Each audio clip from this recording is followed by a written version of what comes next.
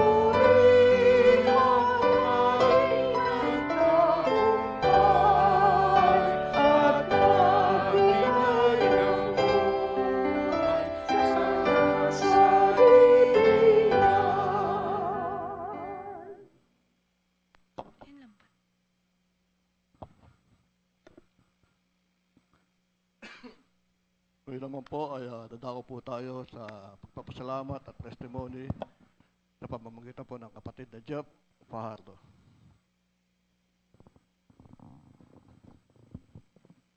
Isang mapagpalang gawi po sa ating lahat. Ako po ay patuloy na nagbabalik ng pasasalamat sa ating Panginoon sa buhay at kalakasan na kanyang ipinagkakalob. Ganun din po sa patuloy po na pag-iingat po sa akin sa pagpasok po hanggang sa pag-uwi po, galing pong trabaho. Ganun po yung patuloy ko din po pinagpapasalamat po sa ating Panginoon yung patuloy po na paggamit po sa akin sa kanyang ministry. Ganun din po yung patuloy din po na hindi po sinusumpong ng malala. Since matagal na po yung sobrang lala na sumpong na yun po yung siguro nag-aaral pa po ako noon ng college. So ngayon po, yun po yung sobrang blessing po sa Panginoon na hindi niya po hinahayaan na magkaroon po ulit ako ng ganong malalang sumpong po ng hika. So, yun lamang po at maraming salamat po.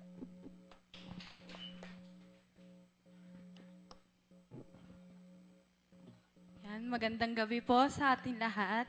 Tayo po'y tumayo at sabay-sabay umawit para sa ating Panginoon.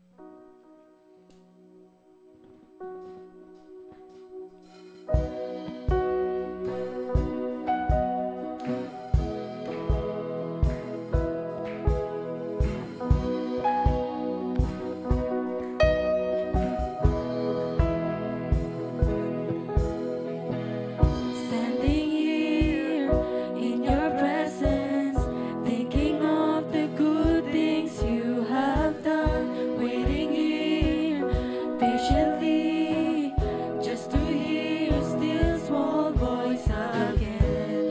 Holy, righteous, faithful till the end, Savior, healer, redeemer, and friend.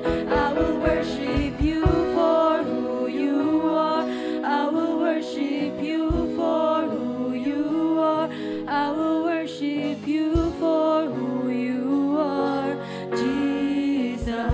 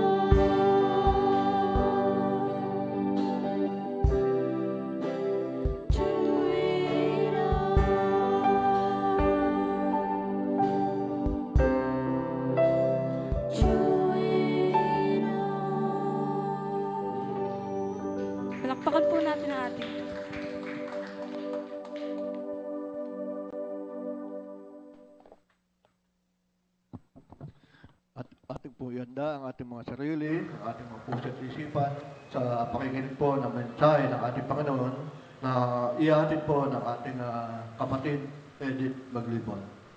Okay. Magandang gabi po sa ating lahat. Ang ating pong pagbubulay-bulayan ngayong gabi ay matatagpuan natin sa Awit 91:15. Ang sabi po ay ganito, kapag siya'y tumawag sa akin, sasagot ako. Siya'y aking sasamahan sa oras ng aking kagipitan, aking ililigtas at pararangalan. Bilang mananampalataya po at sa mga hindi mananampalataya, ang lagi po nilang sinasabi ay ganito, buhat ng ako ay naging mananampalataya, maraming adversity ang dumadating sa buhay ko. Ano po sa ibig sabihin ng adversity? Sa Tagalog po, ang kahulugan nito ay pagsubok, kahirapan, kagipitan. Ang adversity po ay tumutukoy sa mga sitwasyon sa buhay na mahirap harapin, tulad ng problema, sakit, kabiguan, o anumang bagay na nagpapahirap sa tao. Ito yung mga pagkakataong sinusubok ang ating tatag, pananampalataya at determinasyon. Napakasarap sigurong marinig na sa kabila ng adversity o pagsubok sa buhay, nananatiling matatag at nagtitiwala sa Diyos ang kanyang mga anak. Ang adversity ay maraming maaring maging daan upang maging tayo ay maging matibay sa ating karakter at pananampalataya. The way we view hardship is the determining factor to survive. If we only focus on the negative, it will draw us to despair. But if we look at the problems from the eternal standpoint, we will have reason to survive. Kasi it will bring us many things. Una, we won't lose heart. Ang ibig pong sabihin ng we won't lose heart, ito po ay idiomatic expression ng ibig sabihin ay hindi tayo mag-give up, hindi tayo madi-discourage, at we will not stop trying despite of difficulties and setbacks. Sapagkat we know that we are being revived and renewed from within. As we respond in submission to whatever God allows us in life and trust in His good purpose, our character is shaped into Christ-likeness and our hope is restored. Pangalawa, ang sabi, the Lord will give us strength to endure. Sabi nga si Paul, he was afflicted, he was persecuted, he was threatened to death every day. He was perplexed. Pero sabi ni Paul, okay lang, this is just light and momentary. Ibig sabihin, magaan lang to at panandalian. I-compare sa buhay ko, eternity kasama ko ang Panginoon. Kaya sabi nga, sa lahat ng dako ay napipigati kami, ngunit hindi nasisiraan ng pag-asa. Nababagabag kami, ngunit hindi kami nawawala ng pag-asa. So, yun po yung isang maririnyo sa atin if we look at the adversity in a positive way. Pangatlo, let us not view adversity as a tip of all our joy and also a hindrance to our good life. Sabi nga nila, yun daw adversity, pagsubok, ninanakaw daw yung ating kaligayahan at humahadlang upang tayo ay magkaroon ng magandang buhay. Tandaan po natin, ang adversity hindi siya sumpa, kundi ang adversity ay isang blessing. Hindi yang humahadlang sa kaligayahan, kundi ibang kaligayahan ang ibinibigay ng Diyos. Kaya ang ang adversity ay blessing. Ito ay isang paraan din not to make us bitter, but to make us a better person. Alam niyo, nakaranas ako ng maraming adversity bago ako naging, dedicated na kay Lord, hindi tulad noon. Naalala ko, noong araw, huwag yung pagsabi, marami akong pera. Kasi ang asawa ko ay dollars, yung kita. Ngayon, pag ako may pera, nung araw, yung mataas na pera, yung denomination is 500. Pag nakita ko si Ninoy Aquino na nakapangalumbaba, nanggigigil na ako, kailangan akong pumunta sa Mega Mall. So during that time, nabaon ako sa credit card, nagkapatong-patong ang utang, no? And then, yung kasabihan ng matatanda, yung sobra biyaya, bukas nakakatunganga. And then, nagkapatong-patong yung bills ko. Pero ngayon ko na-realize na, at dala-dala ko hanggang ngayon na, hindi, yung pangyayaring yon, it brings me a very amazing lesson in life. Doon ko na-realize na dapat pala maging good steward ka ng perang ibinibigay sa iyo. And then, totoo yun, yung joy, galing kay Lord yun eh.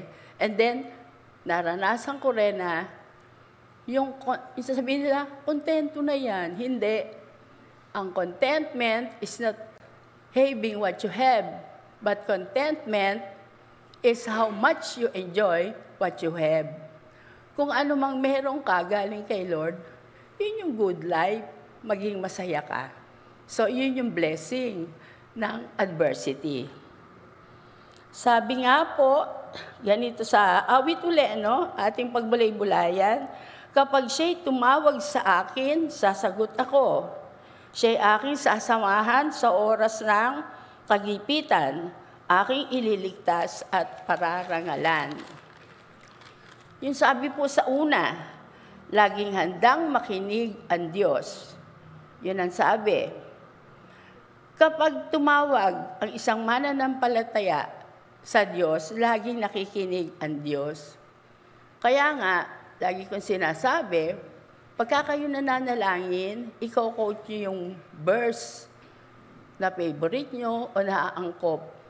Hindi makakalimutin ang Diyos. Pinapaalala sa iyo ng verse, itong mensahe ito sa iyo ng Panginoon.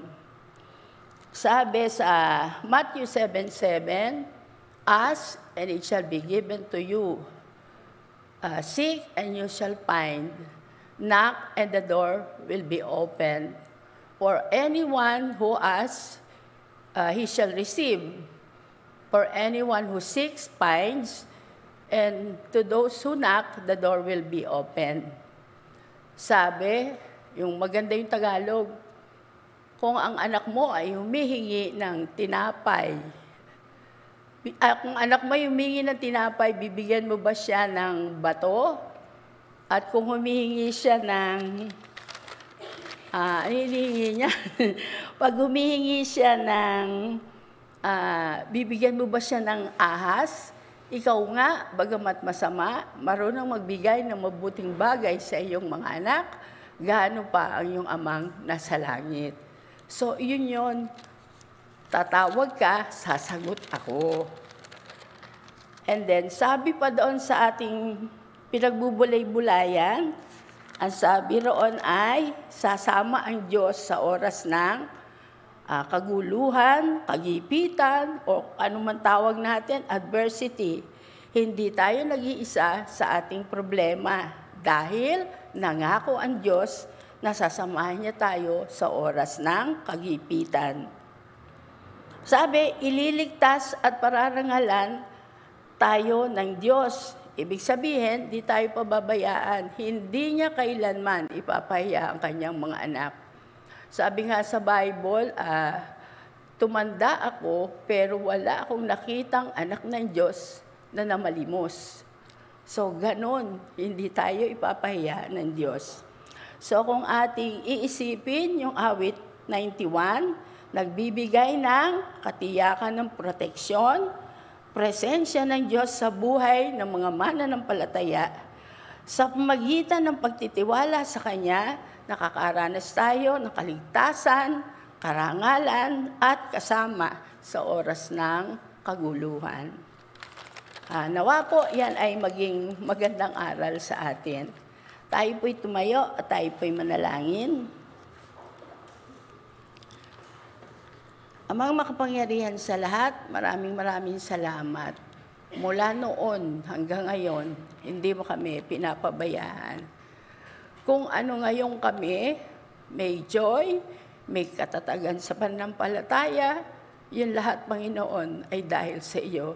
Ikaw ang nagbibigay ng faith sa puso ng bawat isa. Salamat, Panginoon, sapagkat ikaw ang pumili sa amin. Kaya, Panginoon, patuloy mong pagpalain ang iyong mga anak. Dalangin namin, higit sa lahat, matuto ang lahat ng tao na ikaw ay tawagan.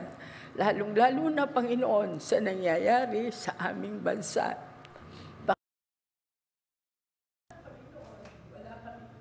Asahan, kundi ikaw lamang. Salamat, Lord. In Jesus' name we pray. Amen.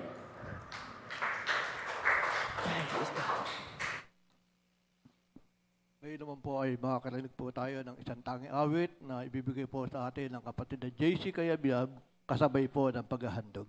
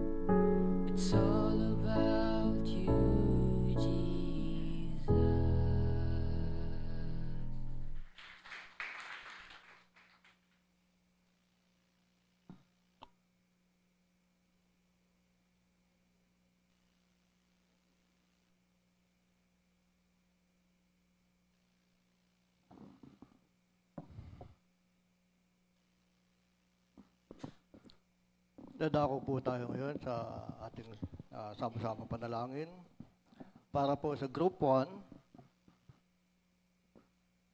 itong first row, kababaihan. Ang Group 2, itong first turo. Group 3, yung susunod, kasama ang technical. At ang Group 4, ang mga kalalakihan. Sige po, sama-sama po tayo. Makikita po natin,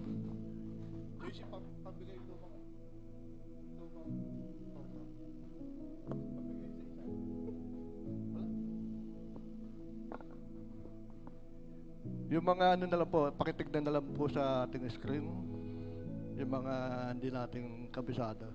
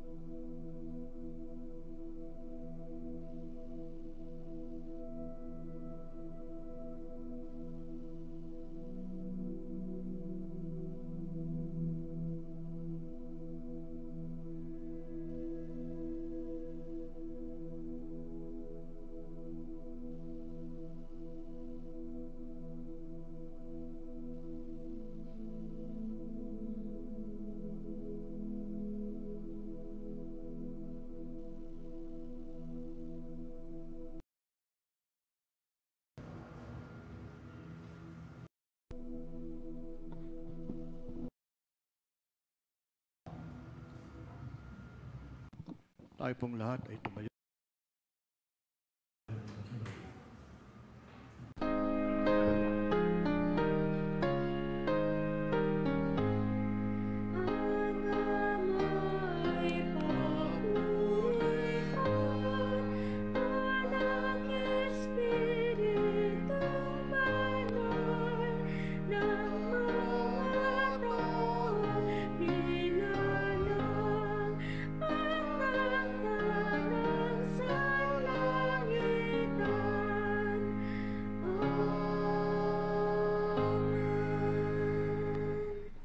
Tayo po ay manalangin. Aming Diyos, amang makapangyarihan sa lahat, Panginoon, purihin ka namin, Panginoon, at sa pagkakataong ito, kami ay nakasamba po sa iyo, nakapakinig ng iyong salita, at ang mga salitang ito, sabi nga, ay panghawakan namin, Panginoon, na sa buhay na ito, maaaring merong kaming mga kinakaharap na suliranin, pagsubok, mga kahirapan, subalit sabi mo nga, kami magtiwala po sa iyo, kami ay humawak sa iyo, at tunay ang pag-asang ito, Panginoon, sa aming pananampalataya ay aming makakamtang, Panginoon. Ikaw ang kumatagpo, Panginoon, sa buhay ng iyong mga anak. Panginoon, maraming salamat sa anak mo na ginamit, at tunay na ang mga bagay na aring kanyang naranasan ay ito ay nagdulot din sa kanya ng kaalaman at ang katatagan, Panginoon, sa kanyang pananampalataya. Panginoon, sa aming paghiwa-hiwalay, sa pamamagitan ng pagtataas ng kamay ng iyong lingkod, igawad mo, Ama, ang iyong makapangyarihang bendisyon. Ang biyaya ng ating Panginoon sa Kristo, ang pag-ibig na Ama, ang pakikipisa ng banal na Espiritu. Siya na mag-ingat at mag-ampon sa atin mula ngayon at magpakailan-kailanman. Amen.